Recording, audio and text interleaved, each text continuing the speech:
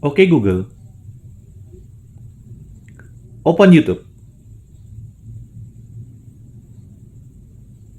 Opening YouTube.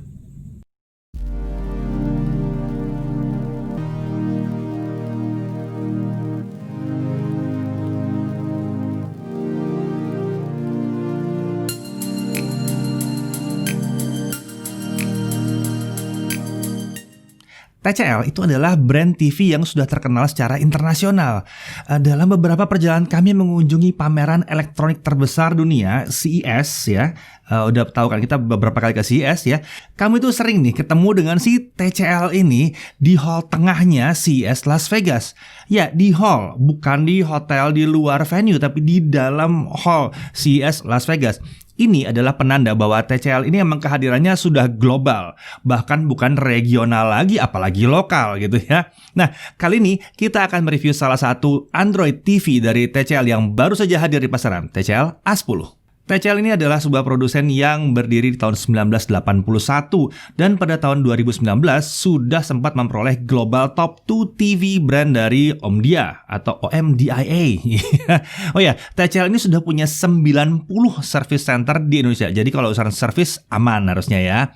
Nah, mari kita langsung aja review si TCL A10 ini. Smart TV atau Android TV ini hadir dengan ukuran 43 inci, 50 inci, dan 55 inci. Kita sekarang uji yang 43 inci. Sekilas kelengkapannya isinya ya biasa-biasa aja ya, nggak beda-beda jauh. Akan tapi nanti perhatikan review ini karena kelebihannya ada pada detail-detail kecil yang melengkapi TV ini di sana-sini. Oke, kita mulai dari desain. Dari sisi depan kita bisa melihat bahwa TV ini berpenampilan elegan. Bezel kanan kiri dan atasnya terlihat tipis sekali, bahkan nyaris nggak ada bezelnya. Ya. Di sisi bawah terlihat desain yang keren dengan warna metal. Dan kedua kakinya juga pakai desain yang warnanya metal yang elegan. Logo TCL ada kelihatan di tengah, tapi samar-samar lah, nggak terlalu ganggu pemandangan gitu ya. Jadi masih oke di tengah-tengah situ. Nah, kalau kita balik dari sisi belakang, kita bisa lihat bahwa ada jajaran konektivitas itu, ada konektor-konektor di situ. Ada HDMI port, ini tentunya berguna untuk menghubungkan perangkat dari luar yang ingin ditampilkan ke si TV ini. Ada satu LAN port. Nah, ini adalah pilihan terbaik untuk konektivitas internetan yang stabil. Jadi colok jack Ethernet ke sini dan satu lagi colok ke router dan konektivitasnya lancar banget pasti nih. Lalu ada konektor untuk antena analog. Tentu saja ini sebuah TV kan ya. Jadi TCL tentu tidak ngelupain bahwa harus ada konektivitas untuk siaran TV lokal ya. Kemudian ada digital audio output yang optical ya. Ini dibutuhkan untuk menghubungkan TV ke perangkat audio yang lebih baik tentunya ya. Yang keren banget ini yang memiliki input optical tentunya. Lalu ada sebuah USB port USB 2.0. Di sini tertulis 5 volt 0,5 ampere. Konektor ini cocok untuk menghubungkan sebuah USB drive tentunya ya. Jadi Anda bisa muter video dari dalam USB drive. Tapi ini dayanya rendah. Jadi kita tidak akan menyarankan kalian pakai hard disk eksternal. Kecuali kalau kalian bisa nyuplai daya ke hard disk eksternalnya dan ini hanya konektor data saja. Itu bisa. Lalu ada AV input ya, ini input audio dan video secara analog. Masih ada di sini karena masih banyak perangkatnya juga.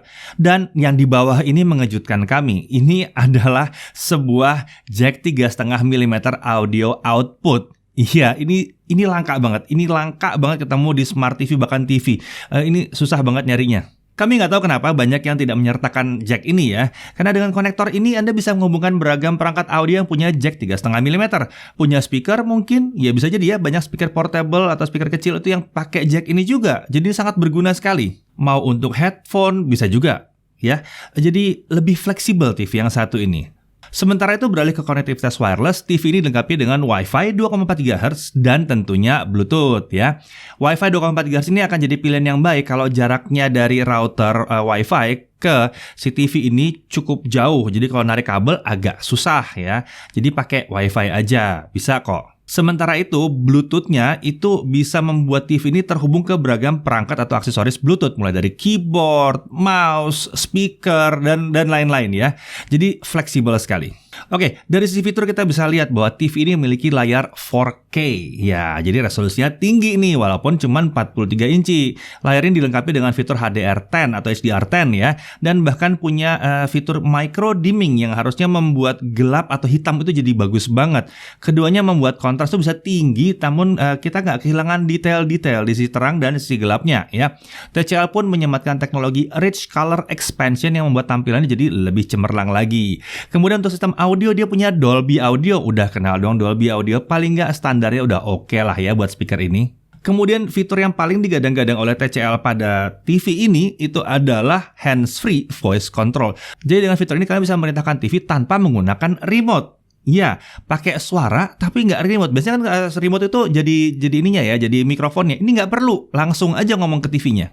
Nah, untuk demonya nanti di bagian penggunaannya ya. Oke, kemudian TV ini juga punya Android OS, jelas namanya juga Android TV. Dia pakai Android 9, tapi ini bukan masalah. Saya tahu sekarang zamannya 10 dan 11, tapi 9 tuh masih sangat-sangat disupport sekali ya. Dan perlu diingat bahwa kestabilan dan kompatibilitas itu akan lebih penting daripada sekedar angka OS terbaru. Ya, kalian dapat Android 11 tapi tiba-tiba ada aplikasi yang nggak kompatibel kan masalah. Mendingan kalian pakai yang sebelumnya tapi kompatibel sama semua aplikasi. Lagi pula Android itu kan supportnya lumayan panjang ya. Ya, di sini kami menemukan bahwa semua aplikasi entertainment yang umum digunakan tuh jalan mulus ya, termasuk Disney Plus. Ada kan ya Smart TV yang nggak bisa pakai Disney Plus di akhir 2020 ini? Ada loh ya.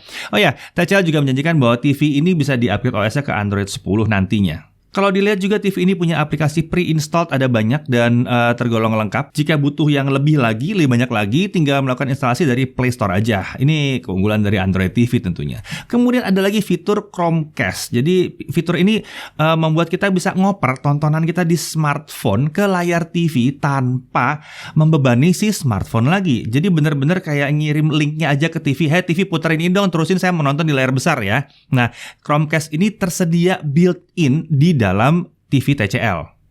Jadi ini beda ya dengan streaming dari handphone ke TV ya. Yang ini kalau handphonenya dimatikan pun di TV tetap jalan, nggak ada masalah ya. Itu namanya casting. Oke, lanjut. Kita bahas soal remote-nya. Remote yang tersedia ini emang sederhana sih sebetulnya. Nggak terlalu rame, tapi nggak terlalu sederhana juga. Terlalu rame, kurang enak. Terlalu sederhana, agak bingung ngendaliinnya juga gitu ya. Dia nggak kehilangan fitur dan fungsi yang penting. Yang jelas, yang menarik lagi adalah kita bisa melihat ada tombol khusus untuk Netflix dan Prime Video pada remote ini. Jadi ini remote sudah kekinian juga ya. Sekarang mari kita coba menggunakan si TV ini. Ya, di proses instalasi awal ini tergolong sederhana, sangat mudah, nggak beda sama TV Android lain. Seperti biasa kita harus connect ke internet dulu, kemudian kita bisa pakai WiFi atau kita bisa pakai kabel. Preferensi kami sih kabel, tapi pakai WiFi juga oke ya. Akan sangat stabil kalau pakai kabel sebenarnya. Meski demikian kita tes pakai WiFi deh ya, biar gampang. Nah selama penggunaan sih kita merasa bahwa WiFi nggak ada masalah, nggak terus putus-putus gitu ya, nggak kok, aman banget ya. Padahal sebetulnya router WiFi-nya tidak ada dalam ruangan pengujian kita gitu ya, ada di luar ruangan. Nah kayak kita juga suka dengan navigasi di dalam menu Android TV-nya. Ini sigap, ini nggak lambat navigasinya. Ya, sesuatu yang kami nggak sangka-sangka. Karena umumnya di harga yang terjangkau seperti TV yang ini, menu tuh umumnya kadang-kadang nggak responsif. Jadi mesti nunggu nggak lama, tetap pelan-pelan gitu ya. Nah, saat muter video kita nemuin bahwa kita bisa ngatur gambar dan audio tanpa berhenti nonton. Ini lagi-lagi penting. Banyak TV baru yang ngelupain ini, Smart TV baru ya. Ya mereka suka lupa bahwa kalau nonton kita harus bisa nyetel itu settingan audio, settingan gambar itu harus bisa tanpa menghentikan pemutaran videonya. Di sini kelihatan banget bahwa TCL memang paham TV itu harusnya seperti apa ya. Kami juga suka bahwa tombol power di TCL itu memiliki dua fungsi ya. Bisa untuk masuk ke mode standby atau bisa untuk mematikan TV secara sepenuhnya. Ya, dengan masuk ke mode standby, pencet tap sekali gitu doang ya. TV ini cepat bisa dimatikan dan kalau pencet lagi sekali lagi, dia langsung cepat untuk dihidupkan lagi ya. Sementara kalau misalnya memang kita mau bepergian keluar kota atau lama bakal nggak dipegang TV-nya gitu ya, kita bisa tahan tombol powernya dan dia akan masuk ke menu shutdown. Tentunya ini akan lebih lama nanti pada saat dihidupkan. Jadi kalau kalian masih sering pakai TV-nya, kalian bisa pakai pencet yang sebentar tap sekali gitu masuk ke standby, jadi cepat banget bisa diaktifkan kembali untuk langsung bisa nonton. Nah, saat muter video, kami menemukan bahwa aplikasi sudah mendeteksi kemampuan 4K pada TV ini ya.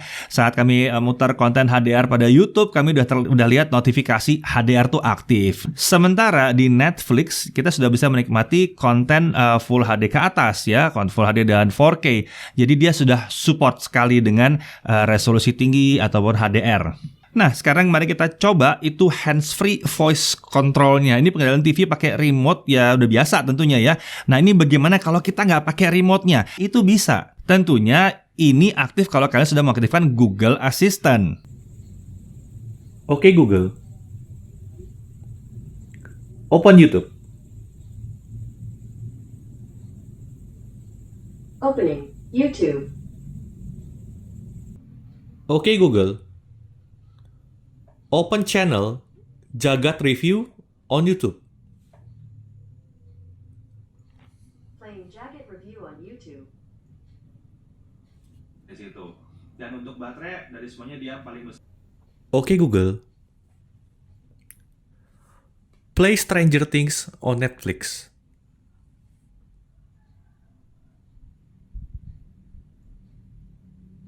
Got it. Opening Netflix.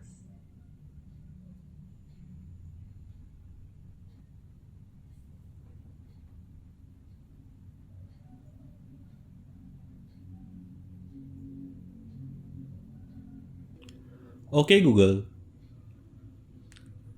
play Attack on Titan on Netflix. Alright, opening Netflix.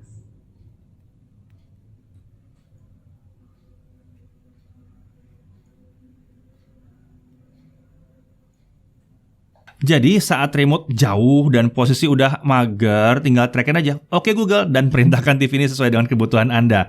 Menyenangkan bukan? Nah, dari sisi pengaturan gambar, menurut kami ini sangat lengkap. Kita bisa menyesuaikan pilihan mode gambar bergantung dari jenis konten yang akan dinikmati ya. Jadi ya kalau mau yang vivid banget bisa, mau yang movie itu juga bisa. Sementara itu untuk audio kita merasa bahwa turun rapi, nggak cempreng. Memang untuk bass yang menentum, tentunya kalian akan butuh speaker yang lebih besar, apalagi yang pakai subwoofer gitu ya. Akan tapi ini mudah dipenuhi dengan tersedianya konektivitas baik Bluetooth maupun kabel dari jack audio itu kan ada ya, lengkap banget kabelnya di situ ya. Oke, lalu bagaimana dengan konsumsi daya? Kami pasangkan perangkat ini ke pengukuran konsumsi daya dan menemukan hal yang menarik. Di dalam menu itu bisa menghabiskan 60-an watt. Lumayan ya. Nonton Netflix ya dengan setting low power itu ada di 28 sampai 40 watt. Ini bervariasi tapi ini sangat irit ya. Rata-rata dia di 28-30 sih biasanya ya. Lalu kalau kita setting gambarnya di movie itu dia 53 sampai 55 watt kurang lebih ya. Kemudian untuk Smart HDR, Sport dan Vivid dia ada di 60-an watt. Ini balik lagi kayak di menu aja. Jadi jelas ya setting low power itu membuat konsumsi daya TV jadi sangat irit. Ini yang 43 inci ya. Nah tentunya kondisi ini kurang cocok tapi ya pakai low power kalau kalian ada di ruangan yang banyak jendelanya dan ada banyak sinar matahari yang masuk karena dia akan agak meredup memang. Tapi ini tentunya cocok untuk nonton serial drama yang panjang dalam ruangan tertutup. Bisa jadi kalian tutup gorden, gelapkan ruangan, nikmati konten seri kalian berseri-seri tanpa harus takut bahwa tagihan listriknya membengkak. Oke, tentu pengen tahu harganya berapa. Ya, si TCL A10 ini hadir dengan harga untuk 43 inci di 3 jutaan. Lalu untuk 50 inci harganya di bawah 4,5 juta. Sementara itu untuk 55 inci harganya di bawah 5,5 juta. Garansi TCL A10 ini juga tergolong panjang ya, 3 tahun untuk panel dan 1 tahun untuk spare part lainnya. Ya, dan jangan lupa, ada 90 service center resmi loh di Indonesia. Nah, jika kalian tertarik, hal-hal yang perlu diperhatikan adalah respon di dalam menu itu sangat baik dan sigap ya. Sayangnya emang pada saat nonton respon ini agak sedikit berkurang, entah kenapa. Tapi harus sabar dikit aja, nggak ada masalah kok sebetulnya. Kemudian Android ini memang masih Android 9, tapi ingat, kompatibilitasnya tinggi dan udah dijanjin bakal ada Android 10-nya bisa di-update nantinya. Sementara itu kita bisa lihat bahwa konektivitas wireless untuk internetnya memang hanya 2,4 GHz. Akan tapi kami nggak nemuin alasan kenapa harus 5 GHz. Karena 2,4 GHz yang dia terpasang ini juga udah stabil. Selain itu kalau emang kalian betul-betul butuh yang super stabil, ya pakai kabel aja. Itu akan stabil banget tentunya. Di sisi keunggulannya kita bisa lihat bahwa TV ini sudah menggunakan 4K dan HDR. Jadi tampilannya emang keren sesuai dengan harganya. Dolby Audio bikin suara lebih asik. Dia punya hands-free video control ya. Jadi tadi itu ya udah dicobain ya, nggak usah pakai remote, diteriakin aja bisa ngontrol TV-nya ya. Lalu bezel kanan, kiri, dan atas tuh tipis banget, jadi keren banget ya. Di sisi bawah yang pakai metal itu memang mungkin kalian akan bisa ada dua opini di situ ya. Opini pertama adalah yang ini adalah distraksi, jadi kalian ngelihat ke situ mungkin, tapi sebetulnya bagi kami ini akan menjadi hiasan yang keren sebetulnya jadinya ya. Ya, ada dua cara untuk melihat. Ada yang suka TV itu semuanya hitam, ada yang suka TV itu ada keren-kerennya dikit di bawah kayak yang ini. Ya either way menurut saya sih sama aja sih, nggak terlalu masalah. TV ini keren sih penampilannya. Lalu karena Smart TV ini tadi menggunakan Android ya, dia jadi fleksibel banget, update channel itu dan fitur-fitur tuh mudah diperoleh. Contoh Disney Plus, ya.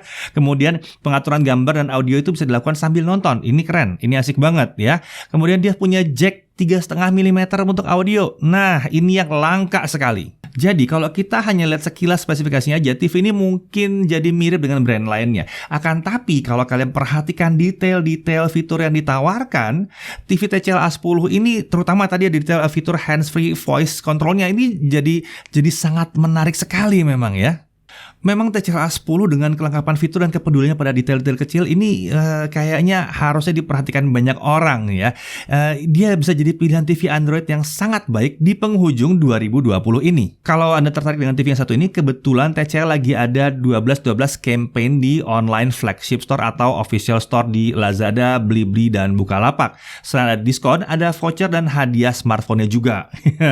Cek link di deskripsi video ini ya kalau kalian ingin ikutan membeli TV satu ini dan ingin dapat diskon dan voucher-vouchernya. Oke, sampai sini dulu. Sampai jumpa lagi di video kami berikutnya. Saya Didi Irfan, Jagat Review TV.